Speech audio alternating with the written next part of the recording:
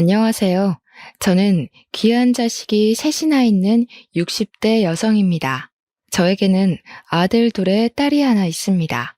큰아들과 딸은 제 몸으로 낳았지만 둘째 아들은 제 마음으로 낳은 아들입니다.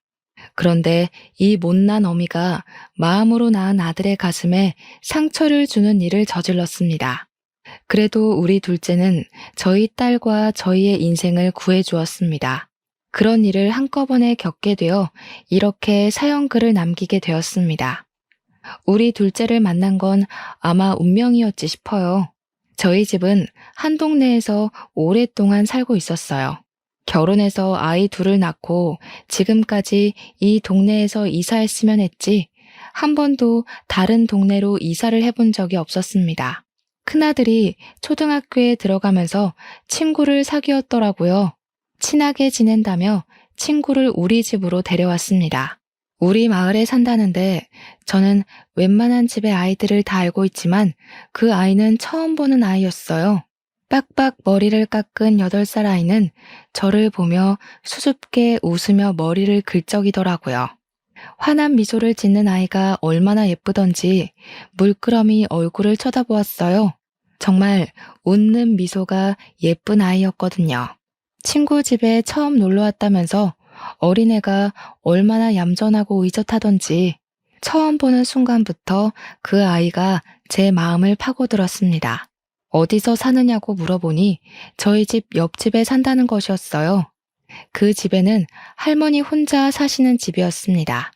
최근에 동네 사람들이 하는 이야기로는 그 할머니 아들이 이혼하고 손자를 맡아 기르신다고 하셨는데 바로 그 녀석이었죠. 어떻게 이렇게 알토란 같은 녀석을 두고 이혼을 했는지 저라면 수십 번 눈에 밟힐 것 같았어요. 그만큼 그 녀석은 제 마음에 들었습니다. 부부 사이의 일은 부부만 안다지만 참 아이가 가여워 보였어요. 아들과 친구가 된 녀석은 자주 우리 집에 와서 놀다 가곤 했습니다.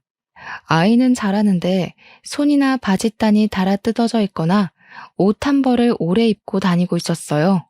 그것을 보는데 참 안타까웠어요. 추운 겨울에도 손목이 튀어나와 손이 허옇게 텄더라고요. 따뜻한 잠바 하나 없어 얇은 봄, 가을 잠바로 겨울을 나기도 하고요. 하지만 아이에게 왜 그렇게 다니니? 말을 물어볼 수가 없었습니다. 그 집 사정을 다 알고 있기도 했었고 아이가 받을 상처가 걱정되었거든요. 그래도 챙겨주고 싶은 마음은 어쩔 수가 없잖아요. 그래서 저는 머리를 열심히 굴렸습니다. 아이가 상처를 받지 않으면서 몰래 도와줄 방법을요. 저는 아이에게 집도 가깝고 할머니도 청소일로 늦으시니 밥 먹고 씻고 가라면서 저희 아들의 옷을 입혀보내고는 했습니다. 다행히 저희 아이보다 한 치수가 작았던 아이였기에 괜찮다, 너 입어라. 우리 아들은 안 맞는다고 하면 좋아서 싱글벙글 웃더군요. 방학 때 여행을 가게 되면 꼭 그 아이를 데리고 가고 했어요. 정말 잠자는 곳만 다를 뿐 우리 아이처럼 걷었네요. 그렇게 그 아이와 6년을 보내고 아이가 초등학교 졸업을 앞두고 있을 때였어요. 아이의 할머니가 교통사고로 갑작스럽게 돌아가시게 되었어요. 할머니는 원래 그전까지는 건물 청소를 하셨는데 나이 있어 일을 잘리셨더라고요. 그러면서 어린 손자를 키우기 위해 새벽에는 폐지를 주우러 다니셨나 봐요. 그런데 밤늦게 음주운전하던 차에 치여 그 자리에서 즉사하신 겁니다. 더 어이없는 상황은 그 뒤에 이어졌어요. 장례식장에 찾아갔더니 그 아이의 아빠가 차주 사람들하고 보상금 이야기를 하더라고요. 그래서 아이도 이제 데려가겠거니 이제 아빠랑 살겠구나 하고 생각했습니다. 그래도 부모랑 사는 거니까 더 아이에게 좋겠거니 했죠. 새엄마라는 사람도 보이니 이제 제대로 챙길 사람이 있어 다행이라고요. 한참 차주 사람들하고 보상 이야기를 하다가 그 사람들이 돌아가니 둘이 이야기를 하더라고요. 옆에 앉아있는 저의 귀 속에 그들의 이야기가 그대로 들어와 꽂히는 거였어요. 어머, 돈이 5천이나 생겼네. 노인네 살아생전 땡전 한 푼 없이 살더니 죽어서 자식한테 돈을 쥐어주고 가는 것 보니까 헛되게 죽은 게 아니라 다행이야. 근데 자기야, 당신 아들 어떻게 할 거야? 우리가 키워야 하는 거 아니지? 아, 나 애 안 키워봤어. 어떡해. 나 몰라. 당신이 알아서 챙겨. 저는 어이없는 말에 먹던 육개장이 입 밖으로 튀어나갈 지경이었어요. 그리고 길게 한숨을 내쉬었죠. 그 옆에는 아이도 서 있는데 둘이 앉아서 그런 이야기를 하니 한숨이 안 나올 수가 있나요? 그런데 그 아이 아빠의 말이 더 아이의 가슴에 대못을 박더라고요. 어쩌면 부모라는 사람들이 그런 이야기를 아이 앞에서 꺼낼 수가 있는지 지금 생각해도 정신이 아득해지네요. 에이씨, 왜 내가 키워? 걱정 마라. 어차피 애엄마랑 이혼할 때 고아원에 데려다 버리기로 약속하고 한 이혼이야. 고아원에 버려놨더니 노인네가 어떻게 피부치를 그렇게 버리냐고 데리고 와서 직접 키운다고 한 거야. 그냥 예전처럼 다시 고아원에 데려다 주면 돼. 몇 년 동안은 그래도 키워줬으니까 자기도 받아들이겠지. 옆에 듣고 있는 제가 다 속이 뒤집어지는데 아이는 어쩌겠어요. 바로 장례식장을 뛰쳐나가는 아이를 붙잡으려 했지만 놓치고 말았습니다. 추운 겨울에 아이가 어디로 사라졌는지 한참을 찾아 헤매도 보이지 않았어요. 걱정되는 마음에 우리 가족들이 뿔뿔이 흩어져 아이를 찾아 헤매 다녔는데 큰아이가 저에게 달려와서 그 아이가 집에 있다고 하는 겁니다. 바로 할머니와 살던 집에요. 바로 달려가서 아이를 불렀습니다. 하지만 아이는 할머니와 살던 그 작은 골방에 틀어박혀 문을 잠그고 안 나오는 겁니다. 열어달라고 애원해도 아이는 문을 안 열고 방에서 나오지 않았어요. 문의 작은 틈으로 흐느껴 오는 아이의 울음소리가 밖으로 새어나왔어요. 아이가 그대로 부모에게 그런 이야기를 들었는데 어떻겠어요? 마음에 큰 구멍이 생긴 거겠죠. 그 구멍은 무엇으로도 메울 수가 없었나 봐요. 저는 밥을 가져와서 밥 먹자고 해도 아이는 문을 열지 않았어요. 아무리 달콤한 말로 유혹을 해도 다친 아이의 마음의 문은 열리지 않았어요. 그렇게 며칠을 아이는 그 차가운 방에서 나오지 않았습니다. 그렇게 3일쯤 되니 이러다가 아이까지 죽겠다는 생각이 번뜩 들더라고요. 일단 아이를 살려야겠다는 생각을 하고 남편과 함께 아이의 아버지를 찾아갔습니다. 아이를 고아원에 보내지 말라고 애원을 하러 갔죠. 그래도 아버지가 하는 이야기면 듣지 않겠어요? 혹시나 아이가 문을 열어줄 거라는 희망을 가지고 갔었던 거죠. 지원 아버지, 지원이 고아원으로 꼭 보내셔야 합니까? 아직 너무 어려요. 아직도 저렇게 문을 안 열고 나오지는 않는데 저러다 아이 잡겠어요. 가서 나와라. 고아원 안 보낸다고 한마디 해주시면 안 돼요? 당신들 뭡니까? 뭔데 남의 집안일에 감나라 배나라 하는 거야? 남의 자식 건사할 생각하지 말고 당신들 자식 일이나 잘 챙겨. 내 새끼는 내가 키우든 아니면 고아원 보내든 내가 알아서 할 거니까 아침부터 재수없게 찾아와서 에이, 퇴. 정말 말이 안 통하더라고요. 어떻게 이런 인성이 바닥인 사람한테 그런 아들이 태어났는지 알다가 모를 일이었습니다. 저는 그래도 다시 한번 그 아이 아버지에게 사정했습니다. 아이를 구하는 게 먼저였으니까요. 일단 아이는 살리고 봐야 하는 거 아닙니까? 벌써 저 안에 들어간 지 3일째입니다. 날도 차고 물 한 잔 못 마셨을 텐데 아이가 가엾지도 않으세요? 지원이는 정말 세상에 둘도 없는 착한 아이입니다. 아이를 고아원에 보내신다면 분명 나중에 후회하실 겁니다.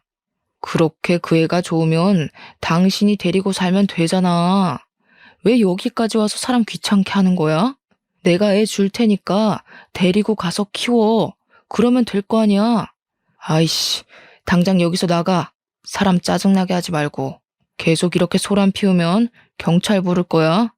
제 손으로 문 잠그고 들어간 애를 나보고 어쩌라고.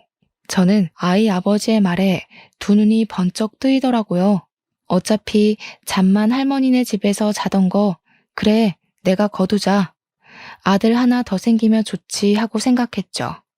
저희 남편도 같은 생각이었는지 저의 손을 꽉 잡는 겁니다. 저는 떨리는 손으로 가방에서 항상 가지고 다니던 거래 영수증과 볼펜을 꺼냈습니다. 그리고 아이 아버지에게 내밀었죠. 그럼 써주세요. 아이 포기한다고 써주세요. 친권 포기한다는 각서 말입니다.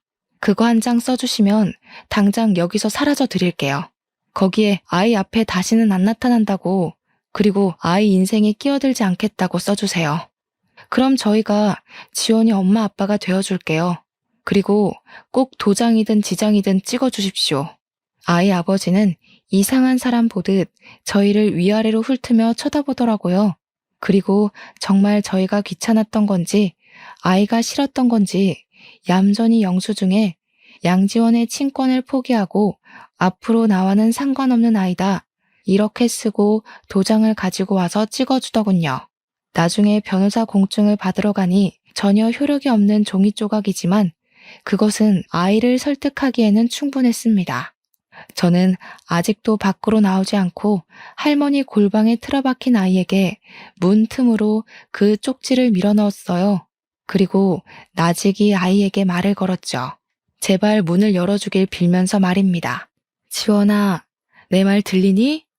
아줌마에게 새로운 아들이 생겼는데 누구인지 한번 들어볼래? 아줌마에게 원래 아들이 하나인데 양지원이라고. 아들이 한 명이 더 생겼어. 우리 한 집에서 같이 살래? 이제 아줌마라고 말고 엄마라고 불러줄래? 그럼 엄마가 우리 지원이 진짜 엄마 해줄 수 있는데. 아이는 제 말을 들었는지 한참을 안에서 엉엉 울더라고요. 저도 문 앞에서 한참을 울었습니다. 그 작은 아이의 가슴에 구멍이 저로 인해 메어지길 기도하면서요. 한참을 울던 아이는 빼꼼하며 문을 열고 얼굴을 내밀었습니다. 그리고 제 얼굴과 제 남편의 얼굴을 보더니 문을 활짝 열고 다가와 와락 안기더군요. 며칠 만에 방 밖으로 나오는 아이의 손발이 얼음장으로 차가워져 있었습니다. 정말 저 같이 살아도 되는 거예요? 살다가 다시 고아원으로 보내는 거 아니에요?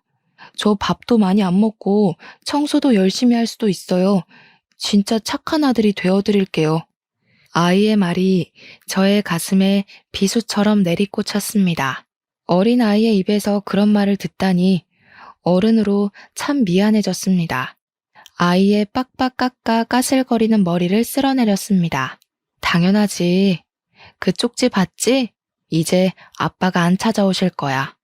걱정하지 마. 이제 고아원에 안 가도 돼. 절대 고아원으로 안 보내. 그리고 난 밥 많이 먹는 아들을 원하는데 청소는 도와주면 내가 더 감사하지. 아이는 활짝 웃으며 예쁜 미소를 지어주더군요. 저는 아이를 다시 꽉 끌어안았어요. 저희 아들, 딸도 지원이와 함께 산다고 하니 뛸 듯이 좋아하더군요. 그렇게 저희에게는 가족 한 명이 더 생겼습니다. 가족이 4명에서 5명이 된 거죠.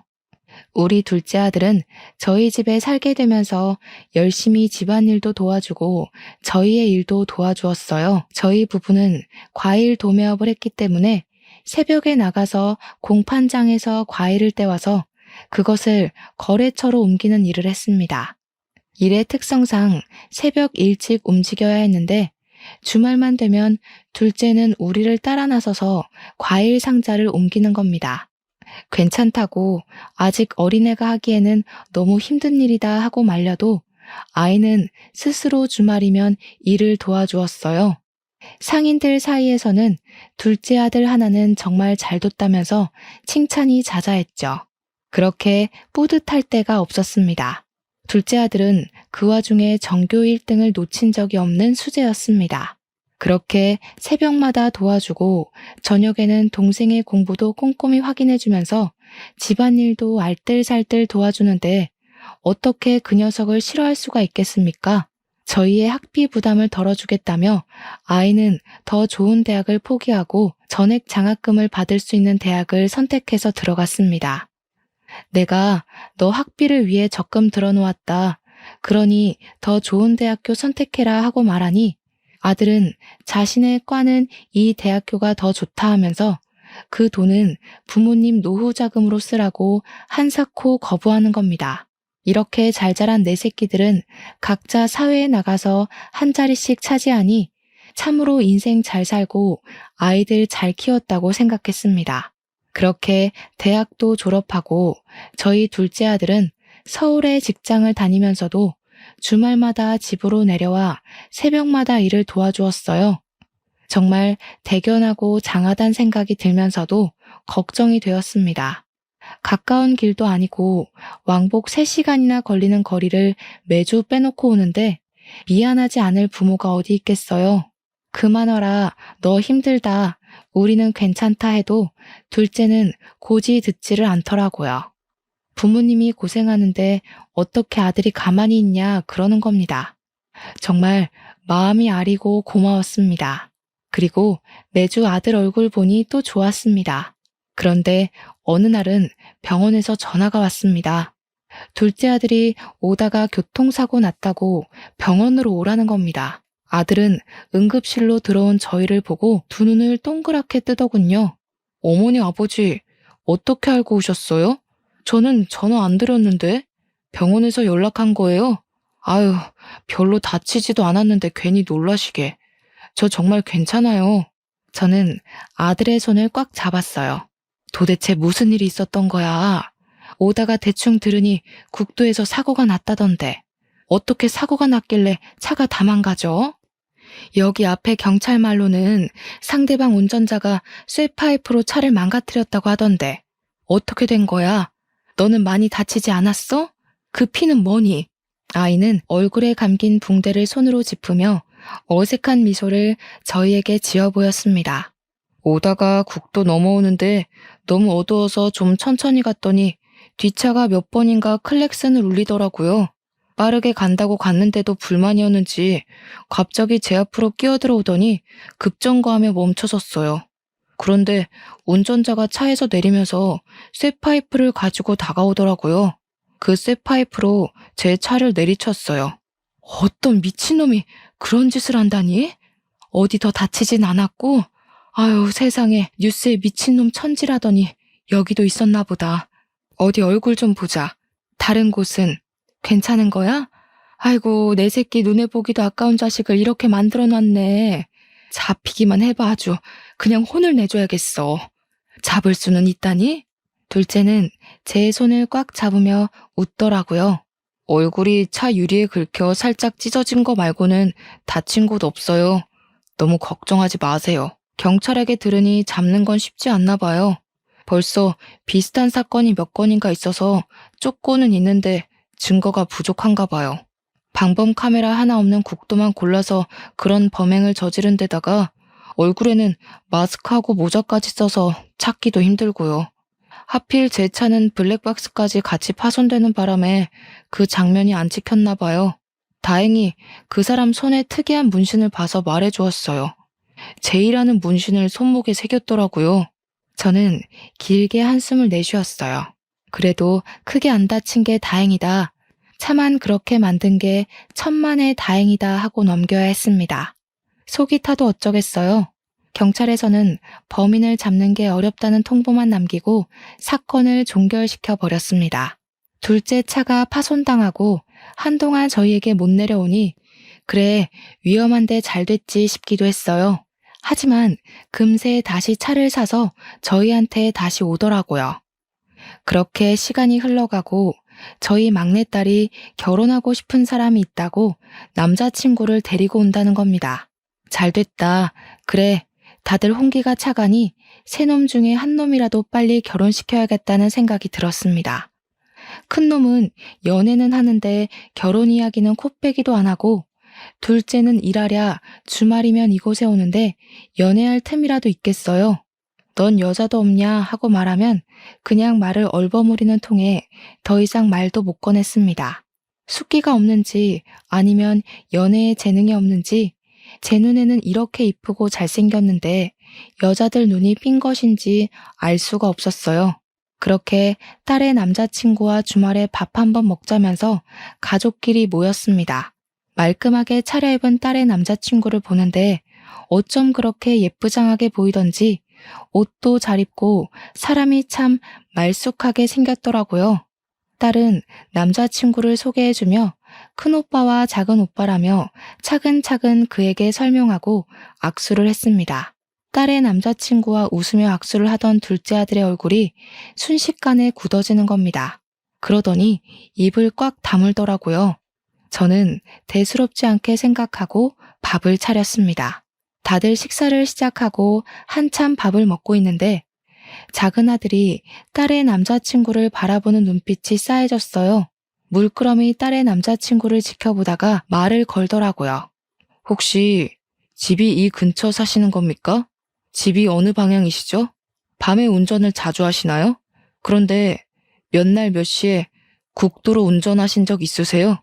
순간 웃고 있던 딸 남자친구의 얼굴이 웃음기 하나 없이 변하더라고요.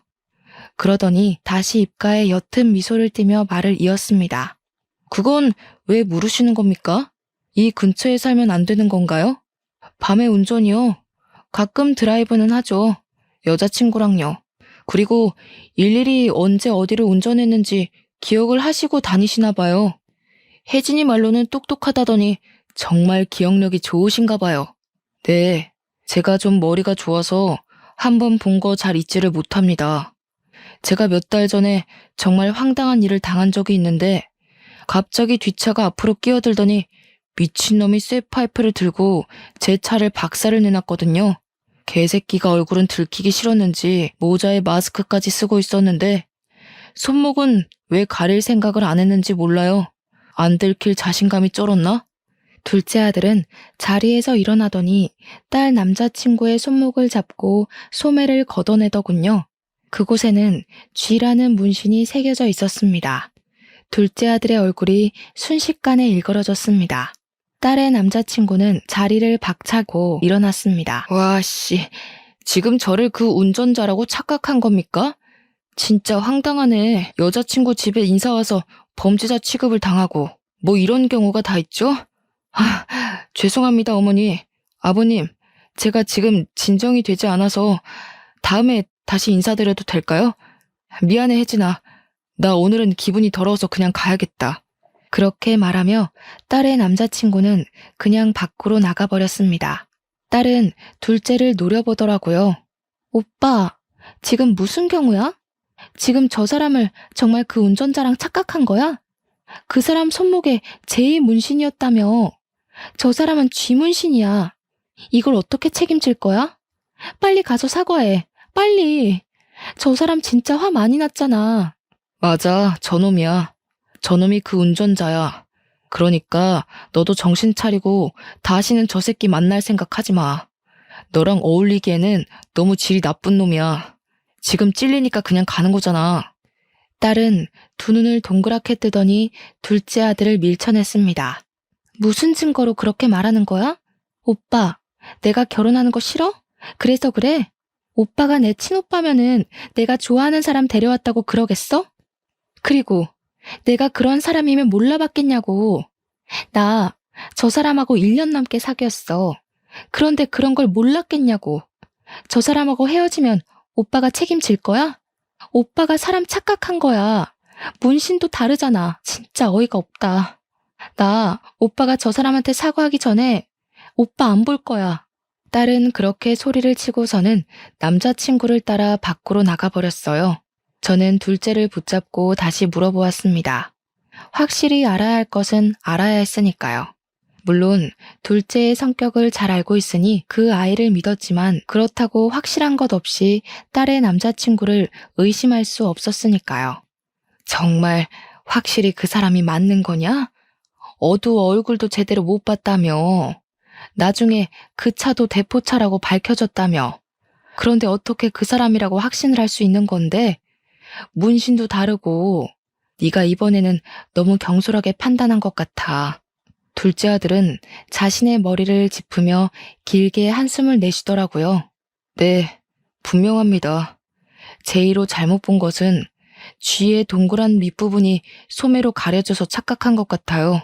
제가 본 제이와 쥐의 끝에 획이 틀어져 있는 게 같아요. 아무리 몇 번이나 그 사람 손을 보고 또 봐도 같은 글자가 맞아요. 혜진이를 위해서도 저 사람과 헤어지게 해야 해요. 아무리 그래도 어떻게 그것만 가지고 애들을 헤어지게 할 수는 없다. 확실한 증거도 없는데 그럴 수는 없어. 너도 그건 확실한 증거가 아니잖니. 그때 어둡고 정신이 없어서 잘못 본 걸 수도 있잖니. 조금 더 시간을 두고 생각해보자. 둘째 아들은 생전 처음으로 저에게 언성을 높이더군요. 정말 확실하게 봤어요. 그놈이 틀림없어요. 체격도 같고 그 정도로 치밀하게 남의 차를 깨부수는 놈이면은 나중에 혜진이한테도 그럴 수도 있어요. 어머니, 그러니까 빨리 헤어지게 해야 해요. 그러다가 혜진이가 다치기라도 하면 어떡해 해요. 저는 둘째의 얼굴을 쳐다보며 미간을 찌푸렸어요. 넌 무슨 말을 그렇게 하니? 혜진이가 그렇게 되길 바라는 거야? 아무리 말이라도 그렇게 말하면 안 되는 거 아니니? 아무 증거 없이 그렇게 사람 판단하면 안 된다. 아무튼 이 일은 네가 경솔했어. 어머니, 정말 혜진이 생각해서 하는 말입니다. 나중에 혜진이가 다치기라도 하면 늦어요. 지금이라도 둘을 헤어지게 만들어야 한다고요. 저는 둘째의 애원을 무시하고 방 안으로 들어가 버렸습니다. 둘째가 괜히 그렇게 허튼 말을 하는 아이도 아니었지만 그때 당시에는 왜 그런 생각을 못하고 그렇게 둘째 아들의 말을 무시하고 타박했는지 지금은 후회만 될 뿐이네요. 둘째는 그렇게 서울로 돌아가고 몇 달간 집으로 발길을 끊어버렸습니다. 친여동생처럼 돌봐주던 딸에게 친오빠가 아니라는 말에 아이가 상처가 된 것인지 아니면 잘못된 것을 말해도 제가 그 아이의 편을 들지 않고 친자식의 편만 든다고 생각해서 서운해서 발길을 끄는 거라 생각을 했습니다. 그래도 둘째는 매주 안부 전화로 운전 조심하시라, 밥 잘 챙겨 드시라 말을 하더군요. 언제 한번 내려와라 말을 해도 알겠다는 말만 하고 끊어버렸습니다. 그때는 우리가 친부모가 아니어서 아이도 우리에게 정을 쉽게 떼어버리는 건 아닌지 속까지 상할 지경이 되었습니다. 그렇게 몇 달이 지나는 사이 딸은 다시 남자친구를 데리고 집으로 인사를 왔습니다. 반듯하고 저희를 향해 깍듯이 예의를 차리는 모습에 이제 무엇이 진실인지 모를 지경이었어요. 저희 같은 평범한 사람들이 그 속을 어떻게 알 수가 있을까요? 엄마, 지연 오빠 이제 안 오지? 정말 왜 그 일을 그런 사람으로 착각했나 몰라. 착각하고 부끄러워서 이제 집에도 안 오고. 그냥 와서 사과 한마디 하는 게 그렇게 어렵나? 우리 그이 이렇게 착하고 성실한데 엄마도 직접 봐봐. 정말 착하고 성실하잖아. 그런 망나니 같은 짓을 우리 그이가 할 리가 없다니까. 저는 남자친구의 팔을 꽉 잡고 빙그레 웃는 딸을 보고 어색한 미소를 지었습니다. 딸의 남자친구는 일어나 남편의 잔에 술을 따라주었습니다. 혜진이한테 들었습니다. 둘째 오빠는 친오빠가 아니라고 하더라고요. 정말 대단하십니다. 어떻게 남의 자식을 그렇게 친자식처럼 키우셨어요? 저 같으면 흉내도 못 냈을 겁니다. 존경합니다, 어머님, 아버님. 저도 자식으로 받아주십시오. 혜진이 울리지 않고 공주님처럼 모시며 잘 살겠습니다. 참 싹싹한 모습이 마음에 들었지만 그의 손의 문신에 또 눈길이 멈추더라고요. 설마 둘째의 말이 진짜면 어쩌지 하는 생각이 들었지만 바로 앞에서 저희를 보고 웃는 딸아이의 남자친구의 모습에 둘의 결혼을 허락했습니다. 설마 정말 범인이면 저렇게 마음 편하게 웃지는 않겠지라는 마음이 들었습니다. 사랑하는 사람의 오빠를 그렇게 만들고 이곳에 있지 못할 거라고 생각했습니다. 그렇게 결혼을 승낙하니 바로 상견례가 잡혔습니다. 저는 떨리는 마음으로 둘째에게 전화를 걸었습니다. 상견례를 핑계를 대면 그 녀석이 제 곁으로 돌아올 거라고 생각을 했거든요. 지원이니? 요즘 밥은 잘 먹고 다니는 거야? 언제 한번 내려오래도 왜 오지 않는 거야? 엄마가 네 얼굴 잊어버리겠다. 다음 주 주말에 혜진이 그 사람이랑 상견례를 하기로 했다. 지난 일은 다 잊어버리고 와서 얼굴 비추고 축하 좀 해주면 안 될까? 제 말에 둘째는 길게 숨을 내쉬더군요. 마땅치 않은 거겠죠. 아직도 가슴에 응어리가 가득 남아있는 것 같았어요. 그래요? 지금 회사 일이 바빠서 그때 가봐야 할 것 같은데. 죄송해요. 시간을 내려고 해도 바빠서 내기가 어렵네요. 곧 한번 들리겠습니다. 딱딱하고 투박한 아이의 말에 속이 상하더군요. 예전처럼 다시 돌아가기 힘든 건가 하는 걱정도 생각하면서 우리의 가족 생활이 여기서 끝은 아닌가 하고 걱정까지 되더군요. 상견례 날 한참을 문을 쳐다보고 또 쳐다보아도 둘째 아이는 그 자리에 결국 나타나지 않았습니다. 상견례를 치르고 돌아오는 자리에도 딸은 둘째에 대한 불만을 늘어놓았습니다. 정말 지원 오빠 끝까지 이럴 거래? 어떻게 상견례 자리까지 안 올 수가 있지? 정말 그 사람 그런 사람 아닌데. 이러다 내 결혼식도 쌩 까고 안 오는 거 아니야? 거봐.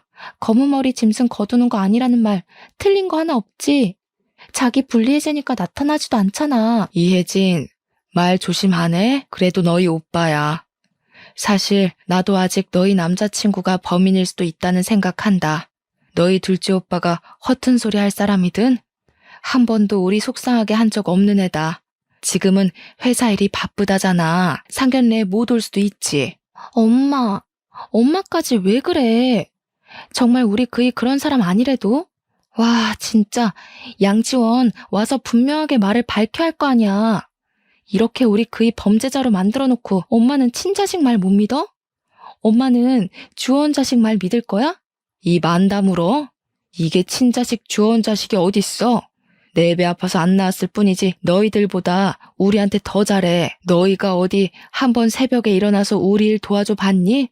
한 번만 더 오빠한테 그런 식으로 말했다간 봐. 내가 가만 안 둬. 딸은 입을 삐죽이며 입을 다물었지만 저의 속도 타들어갔죠. 아들을 잃는 건 아닌지 얼마나 속상하던지 꼬박꼬박 연락 오는 그것만으로도 감사해야 했습니다.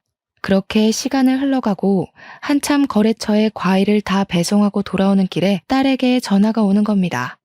딸은 울며 불며 떨리는 목소리로 저희에게 말했습니다. 엄마, 어떡해. 둘째 오빠가 죽어가. 어떡해, 엄마. 나 무서워. 오빠 머리에서 피가 너무 많이 흘러. 이러다 오빠 죽을 것 같아. 엄마, 빨리 와. 병원으로 빨리 와. 무슨 말이야? 지원이가 다쳤다는 거야? 말을 똑바로 해야 알지. 지원이가 왜 죽어? 어디서 피를 흘려? 제 말에도 딸은 같은 말만 하면서 전화로 오빠 죽는다며 팔짝팔짝 뛰는 겁니다. 저희는 놀라 더 이상 물어볼 새도 없이 병원으로 달려갔습니다. 둘째는 머리에 피를 흘리고 병상에 누워있는데 옆에는 피 묻은 거즈가 쌓여있고 수혈을 받고 있더라고요. 붉은 피를 보는데 순간 정신이 아득해졌어요. 문을 열고 안으로 들어가려고 하니 의료진은 지금은 응급 상황이라서 보여줄 수 없다며 저희를 가로막더군요. 딸은 울며 저희에게 달려왔습니다. 저희는 딸아이를 붙잡고 어떻게 되었는지 물어보았습니다. 딸아이의 얼굴은 얼마나 울었는지 두 눈이 시뻘개져 있었습니다. 도대체 무슨 일이 있었던 거야? 서울에 있어야 할 내가 왜 여기 있는 거야? 너하고 만난 거야? 왜 피를 흘리고 저기에 누워있는 건데, 어? 딸은 다시 눈물을 흘리며 말을 했습니다. 그동안 둘째 오빠한테 연락이 계속 왔어. 상견례 직후에 오빠가 자꾸 남자친구에 관해 물어봤거든. 언제 밖으로 나가냐? 혹시 다른 차 타는 거 못 봤냐? 하면서 죄인 취급하는 것도 아니고 나는 모른다고 말했는데 오빠가 따로 조사해봤더니 의심 가는 게 한두 개가 아닌데 확실한 증거가 없다 그러는 거야. 이렇게 아무것도 못 알아내고 계속 내가 그 사람 만나는 꼴 못 보겠다고 하더라고. 저는 벌벌 떨고 있는 딸아이의 등을 문질렀습니다. 둘째는 그동안 주말마다 딸 남자친구의 뒤를 캐고 다녔나 봅니다. 아무래도 자신의 의심을 지울 수가 없었겠죠.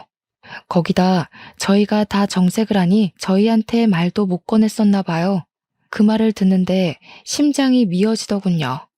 자식을 못 믿어서 이런 일이 일어났나 싶기도 하고 말입니다. 그런데 왜 저 지경이 된 건데? 도대체 무슨 일이 있었길래 머리를 저 지경이 되어서 다친 거야? 응? 오빠가 나한테 아무것도 못 알아내겠다며 확실히 하자면서 셋이서 만나자고 하더라고. 그래서 나도 만나서 확실하게 매듭을 짓는 게 좋을 것 같아서 만나자고 했어. 그렇게 공원에서 셋이 만났는데 오빠가 그날 문신을 봤다고 하면서 경찰서에 가서 진위를 따지자고 하니까 갑자기 그이가 공원 바닥에 있는 벽돌을 집어들더니 순식간에 오빠의 머리를 내리쳤어. 자꾸 의심하지 말라면서. 저는 너무 놀라서 두 눈을 동그랗게 떴습니다. 아니, 아무리 의심을 산다고 사람을 벽돌로 머리를 내리치는 게 말이나 되는 일이야? 당장 그 사람 데려와. 어디서 내 새끼 머리를 내리쳐? 도망갔어. 오빠 머리를 벽돌 내리치고 바로 달아났어. 오빠가 벽돌 맞고 앞으로 꼬꾸라지며 피를 흘리는 거야. 나는 너무 무서워서 119부터 불러서 이쪽으로 온 거야. 어디 있는지 나도 모르겠어. 손발이 덜덜 떨려오더라고요. 응급조치가 끝났다고 의료진이 겨우 저희를 안으로 들여보내주더군요. 저는 머리에 붕대를 칭칭 감고 팔에는 붉은 피를 수혈을 하고 있는 둘째의 얼굴을 보며 두 손을 꽉 잡고 기도를 했습니다. 아이를 살려달라고요. 그리고 둘째에게 감사하다고 말했습니다. 둘째가 아니었으면 그런 사람과 딸은 부부로 인연을 맺었을 테니까요. 듣는지 모르겠지만 저는 아이에게 말을 걸었습니다. 지원아, 엄마가 왔어. 눈 좀 떠볼래? 귀한 내 새끼. 엄마한테 너무 서운했지? 엄마가 안 믿어줘서 너무 미안해. 우리 아들 엄마한테 다시 오면 이제 서운하게 안 할게. 그러니까 우리 엄마랑 아들로 조금만 더 지내자. 응? 그때 둘째가 손을 까딱이며 눈을 뜨더군요. 그리고 제 얼굴에 흐르는 눈물을 닦았어요. 울지 마세요. 울면 제가 너무 죄송해요. 저도 어머니 아들로 더 살고 싶어요. 하나도 서운 안 했어요. 그러니 걱정하지 마세요. 저는 아들을 꽉 끌어안고 또 한참을 울었습니다. 그리고 다시 아들을 저에게 돌려주신 하늘에 감사하고 또 감사했습니다. 아들이 깨어났다고 하니 경찰분이 병원으로 찾아왔습니다. 안녕하십니까. 일어나셨군요. 다행입니다. 제보 덕분에 범인을 잡았습니다. 예상하신 대로 벽돌로 내리친 사람이 난폭 운전자가 맞았더라고요. 그동안 제보해주신 증거를 토대로 저희가 더 조사해서 범인이 타고 다니던 차량도 찾아냈습니다. 그 사람의 아버지 명의로 되어 있는 시골 창고에서 발견되었더군요. 덕분에 정말 오랫동안 애먹은 사건을 해결했습니다. 잡았다니 다행입니다. 그동안 노력이 헛수고가 되지 않았군요. 잡지 못하면 어떻게 하나 걱정했습니다. 저는 아들의 손을 꽉 잡았습니다. 아들은 그동안의 조사를 한 것을 꾸준하게 경찰에 제보를 해왔더라고요. 그래서 수사에도 많은 도움이 되었다고 했습니다. 정말 눈썰미가 좋으신가 봐요. 그동안 몇 명인가 범인의 손목 문신을 보긴 했는데 문신이 있다는 것만 알고 글자인지 그림인지 특정조차 못하고 넘어갔거든요.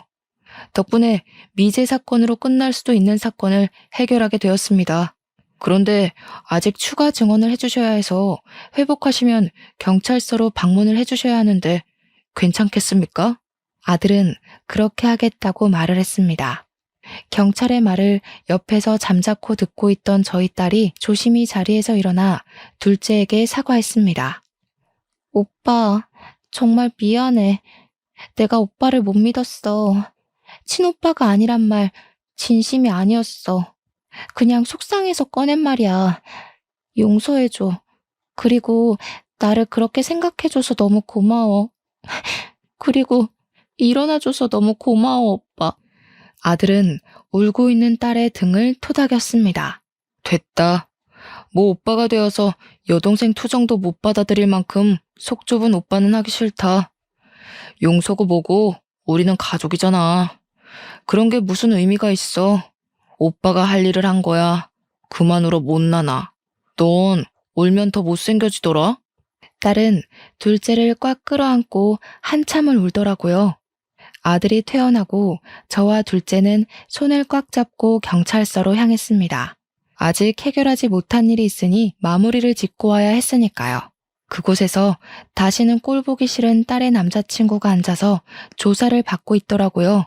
저희와 눈을 마주치고는 얼굴이 시뻘개지더군요. 아씨, 진짜 여자 한 번 만나서 인생 제대로 꼬이네. 진짜 완전히 안 들킬 자신 있었는데 죄수가 없어가지고 하필 그런 여자를 만나서 짜증나. 아무튼 만날 때마다 재수가 없었다니까. 젠장. 둘째 얼굴은 시뻘개지더니 그 남자의 멱살을 잡아 끄는 겁니다. 야, 너 말 다시 해봐. 뭘 어째? 우리 혜진이가 너를 얼마나 믿었는지 알아? 뚫린 입이라고 함부로 내뱉는다고 다 말이냐? 죄를 지어서 경찰서에 왔으면 다시는 안 하겠다는 반성을 해야지. 어떻게 처먹은 새끼가 반성한다는 말 한마디, 미안하다는 말 한마디라네. 내가 너 잡으려고 진짜 이를 갈았어. 혜진 옆에서 너 같은 새끼가 있다는 게 끔찍해서 반드시 잡아서 콩밥 먹이겠다고 다짐했거든. 아이씨, 어차피 친오빠도 아니라며. 어디서 가족인 척 행세를 하는 거야? 네가 아무리 그런다고 그 집 식구가 될 것 같냐? 어? 거지 새끼가 그동안 키워준 은혜를 알면 알아서 눈치 보고 기어나가야지. 아직도 그렇게 빌빌거리며 남아있냐? 재산이라도 노리냐? 직접 가보니 빼먹을 것도 별로 없을 것 같더만. 둘째 얼굴이 시뻘개지면서 손을 들어올리자 저는 아들의 앞을 막아서며 저는 아들 손에서 그 멱살을 빼냈습니다. 지원아, 그만해라. 아직 무리하면 안 돼. 덜 회복됐잖아. 이런 짐승 같지도 않은 것에 뺨을 치면 뭐하겠니? 네 손만 더러워질라. 그러니까 그만 그 손 내려놔. 아들은 멱살을 잡은 손을 놓으면서도 화가 덜 풀렸는지 악 하고 소리를 내질렀습니다. 오죽하면 얌전한 애가 그렇게 소리를 내지를까요? 지 속도 답답했을 겁니다. 저는 아들을 진정시키고 획 돌아서며 딸의 남자친구를 쳐다보았습니다. 아직도 반성 못했는지 고개를 빳빳이 치켜들고 저를 쳐다보더라고요. 순간 눈에 불이 확 번졌습니다. 이놈을 그냥 두고 갈 수가 없겠더라고요. 저는 손을 올려 강하게 그놈의 뺨을 내리쳤어요. 순간 짝 하는 소리가 경찰서의 안을 가득 울려 퍼졌습니다. 그래도 어미가 되어서 내 딸, 내 아들 가슴에 대못 박게 하고 머리에 피 흘리게 한 값은 치러야지. 안 그래? 한 번만 더 내 새끼들한테 피눈물 나게 해봐. 그 다음에는 뺨 한 대로 안 끝내. 알겠어? 그리고 뭐? 거지 새끼? 어디서 내 아들한테 그런 상스러운 말을 입에 담아? 네가 우리 사위로 안 들어온 걸 천만다행이지.